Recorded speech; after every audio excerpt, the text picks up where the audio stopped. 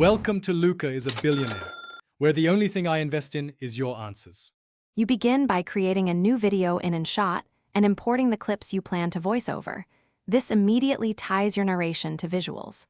Once imported, trim away dead space so you only record over usable footage, because shorter takes reduce retakes.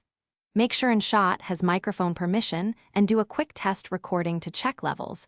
You want clear audio without clipping. If you use a reference track, set it lower so you can match pacing. This saves time when you record lines. Next, open the VoiceOver tool and either record directly or import a pre-recorded file. Direct recording gives instant sync control, while imports let you craft audio in a dedicated app. As the clip plays, speak to camera timing and use pause/resume so each sentence lands on visual beats. Once recorded, zoom the audio waveform and nudge the clip with trim handles to tighten sync. Small shifts of 0.050. 2 seconds can fix lip or action alignment.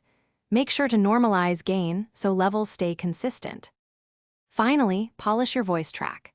Add short fade in and fade out, reduce background music to about -12 to -18 dB, and use gain or equalizer to brighten mids if needed. Once balanced, play the entire project on headphones to catch artifacts, and then export at the highest bitrate available so clarity remains. If you notice sync drift after export or during review, split the voice into segments, realign each segment to its visual anchor, and export a second time. This targeted fix usually resolves timing issues. Thanks for watching and please subscribe. It's the best investment you'll ever make.